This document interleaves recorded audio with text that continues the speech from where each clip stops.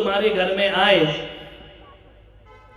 Mummy को आए, पापा को आए, बच्चे को आए, भैया को आए, भाभी को आए, कोई भी क्रोध करे, एक नियम अपना लेना, उत्तर 5 मिनट बाद। कितनी देर बाद? हो ही नहीं सकता। जितने अच्छे से हाँ कर रहे ना, उत्तर तो ऐसा तैयार है कि प्रश्न पूरा हो नहीं पाता और उत्तर रेडीमेड तैयार होता है। ध्यान रखिए, 5 मिनट बाद। क्रोध से कहना भाई साहब 5 मिनट। मैं पुलक सागर कहता हूं, एक आदमी ने अपने दुश्मन को इतनी गाली लिखी एक चिट्ठी में, हजारों गालियां लिख दी। गुस्से में लिखते गया, तू ऐसा, तू वैसा। चिट्ठी डाल रहा था। मैंने कहा इधर क्या कर रहा है? बोले चिट्ठी डालने जा रहा हूं। मैंने कहा किसको? बोले दुश्मन को। मैंने कहा क्या लिखा है? हजारों गालियां लिखी है। मैंने कहा इधर रुक जा, इतना जल्दी मत कर। इस चिट्ठी को मेरे कहने से कल डालना। बोले महाराज डालूंगा जरूर। मैंने कहा आज नहीं, प्लीज कल डालना। बोले ठीक है, आप कह रहे तो कल डाल दूंगा। दूसरे दिन मैंने कहा चिट्ठी खोल के पढ़, कुछ और एक्स्ट्रा गाली लिखना हो और लिख दे, कुछ कसर रह गई हो। जैसे ही चिट्ठी पढ़ी और देखा उसने इतनी गाली, बोले यार मैं इतना बड़ा आदमी हूं कि क्या घटिया गालियां लिख रहा हूं। मान्यवर, एक रात के अंतराल में क्रोध बदल दिया। ध्यान रखना। उसने कहा क्या होता है गाली देने से? जो चिट्ठी लेटर बॉक्स में जाना थी, वो चिट्ठी पढ़ करके डस्टबिन में चली जाया करती है। क्रोध की तासीर है। यदि क्रोध को तुरंत उत्तर ना दो तो क्रोध को पंचर होने में ज्यादा देर नहीं लग। लेकिन हम तो तुरंत, तू शेर तो मैं सवा शेर। ध्यान रखना, महाभारत हो जाएगी। ध्यान रखना है, शेर पे सवा शेर मत बनो। दिमाग को, मगज को ठंडा रखो।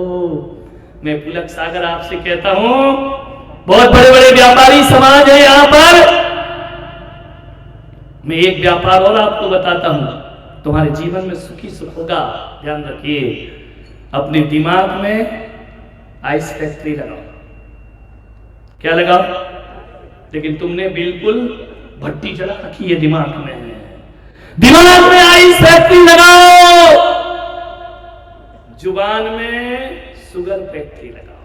ध्यान रखना। और दिल में लव फैक्ट्री लगाओ।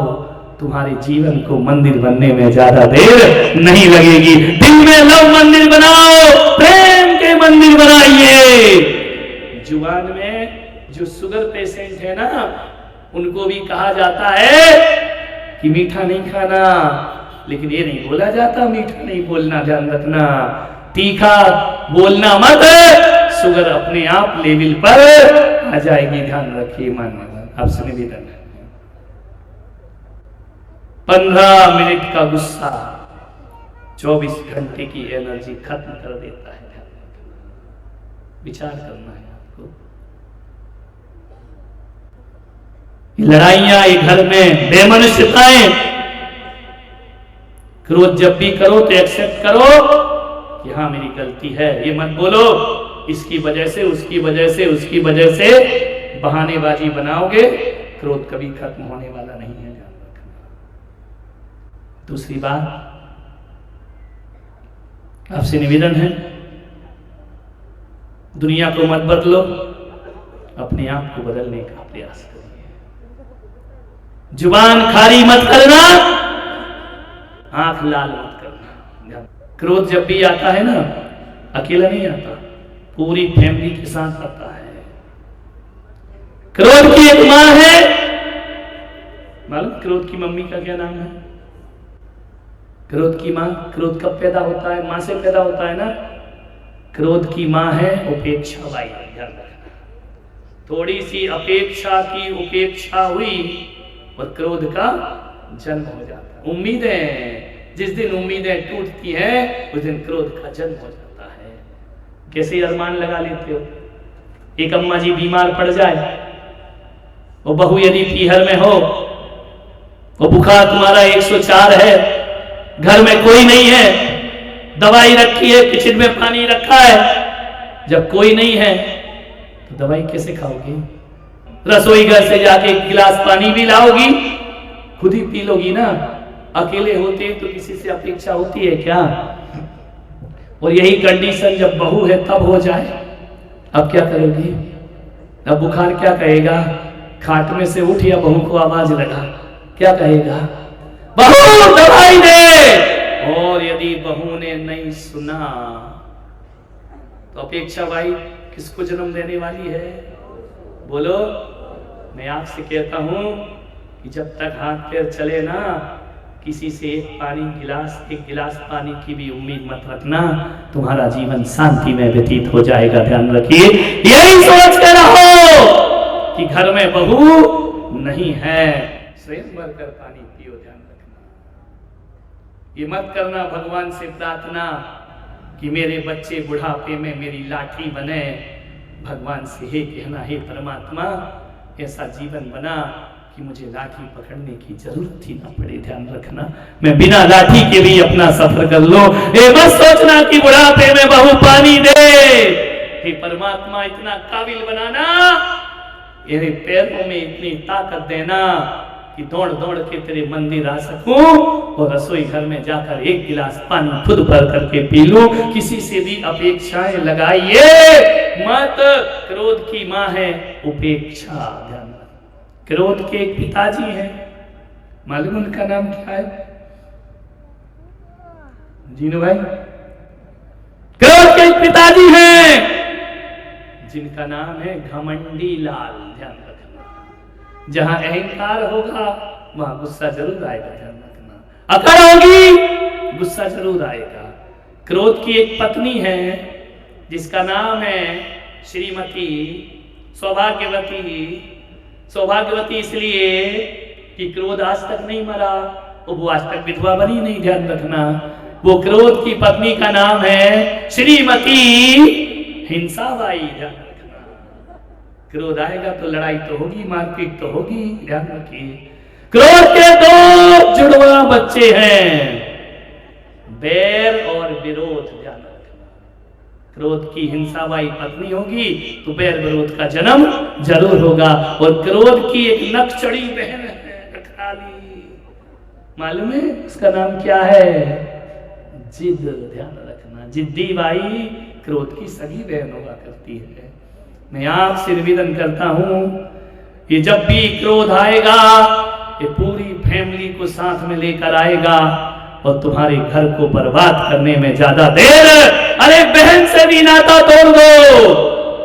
घर में जाओ ससुराल में तो ये मत कहो पति से तुम्हारी बहन यहाँ नहीं आना चाहिए, तुम्हारी सास माँ यहाँ नहीं रहना चाहिए। अपनी आत्मा से कहो कि मेरे जीवन में घमंडी लाल और उपेक्षा बाई नहीं आना चाहिए, मेरे जीवन में हिंसा नहीं होना चाहिए, बैर विरोध ना हो, तो जीवन से जिद निकल जाए तो जीवन में शांति आने में ज्यादा देर नहीं लगेगी। ध्यान रखना, मान्य।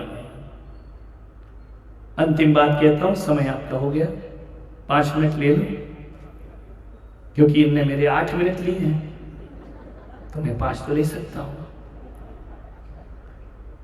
कबीर एक झोपड़ी में थे, दोपहर को 12 बज रहे थे।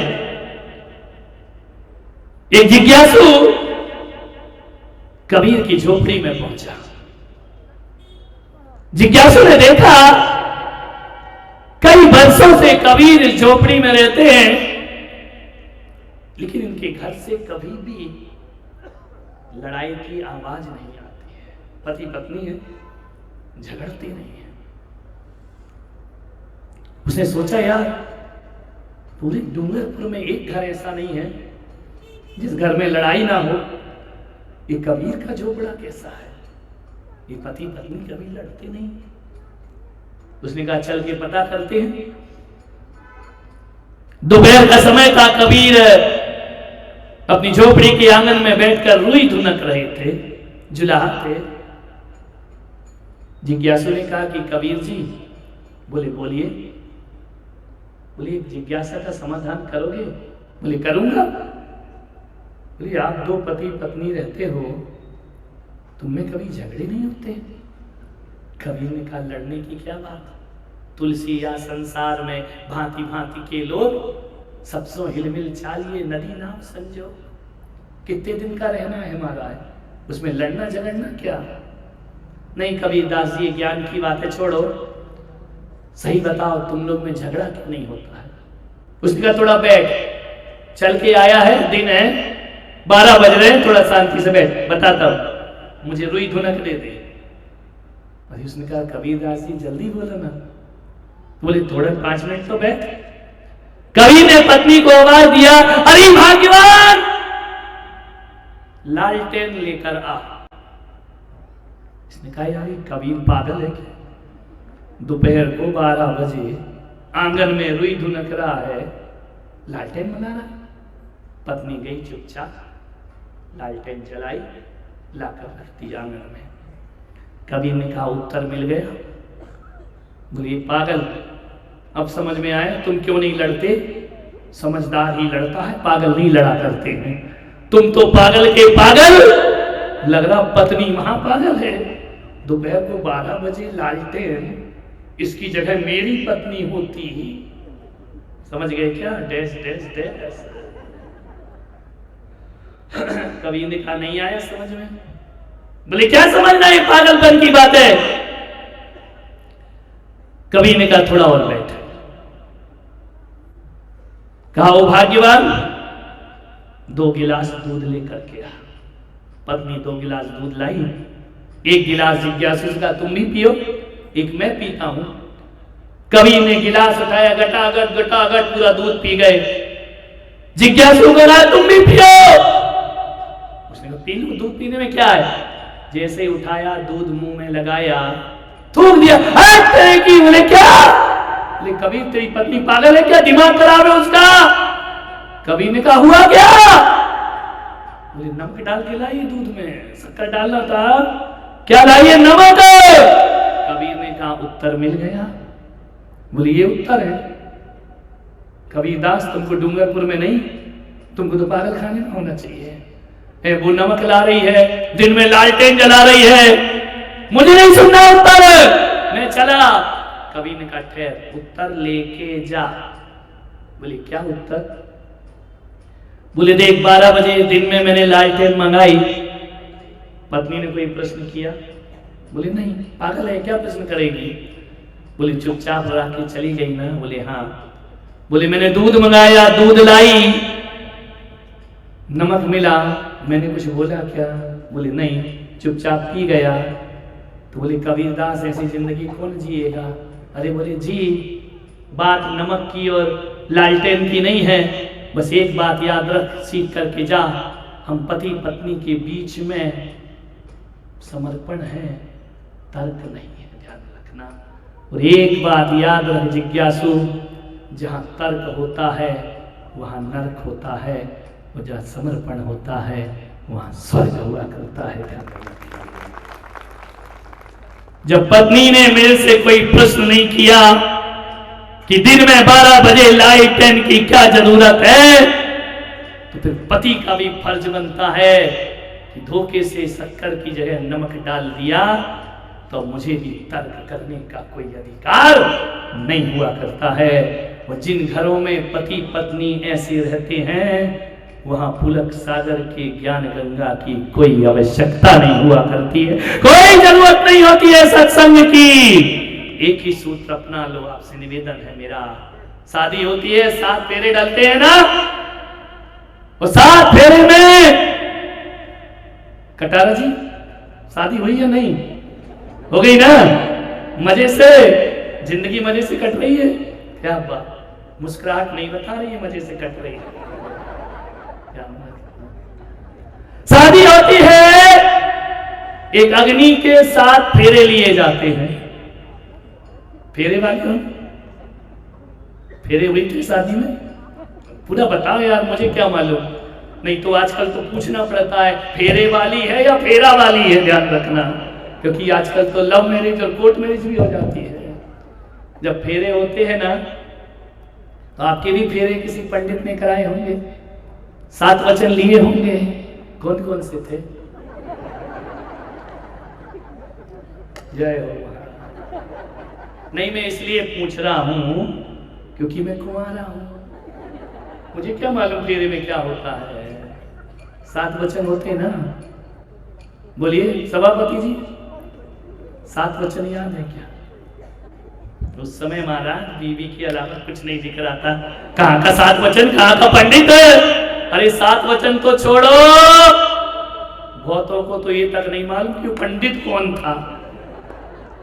और एक जगह मैंने पूछा कि वो पंडित कौन था, वो आदमी कह रहा उसी को तो तलाश रहा हूं जिसने मेरी जिंदगी बर्बाद की है। ध्यान रखना, मान लो 7 फेरे किसी को याद नहीं होंगे, मत करो याद। उन फेरों में कोई दम भी नहीं था, 2 कौड़ी के फेरे और जिंदगी बर्बाद हो गई लाखों की। अपनी ध्यान रखना है मान्यवर। मैं आपसे कहता हूं अब सब पंडितों को 7 वचन बदल देना चाहिए। वो कोई काम की नहीं है वचन कि तू राम और मैं सीता, कहाँ का राम कहाँ का सीता, ना यहाँ सीता ना यहाँ राम, रावण ही रावण दिखाई दे रहे। वो कोई वचन काम में आने वाले नहीं है। मैं कहता हूं जब भी नव युवक शादी करे ना, तो अब पुलक सागर के वचन याद रखना। 7 वचन तो बताऊंगा तो आहार का समय हो जाएगा मेरे। एक वचन महत्वपूर्ण बताता हूं कि जब भी फेरे के मंडप में बैठो ना, तो लड़का लड़कियों से एक वचन जरूर लेना। वो वचन इतना ही होना चाहिए कि देख हम लोग जीवन के संबंध में धागों में बंध रहे हैं, और याद रखना पति पत्नी बोले बनने से पहले कि आज से हम वचन लेते हैं कि जब मैं आग बनूंगी तो तू पानी बन जाना, और जब तू आग बने तो मैं पानी बन जाऊंगा। इससे बड़ा वचन दुनिया का कोई दूसरा नहीं होता है। इतना ही वचन लेना, इतना ही अपने जीवन में याद रखना। अब आप कहोगे महाराज जिनकी शादी है उनका तो बता दिया, जिनकी हो गई वो क्या कर रहे हैं? अब सेकेंड मैरिज थोड़ी करोगे तुम लोग, मूड है क्या? मन तो है लेकिन क्या करे, पहली छुट्टी मिले तब तो जूस दिया है।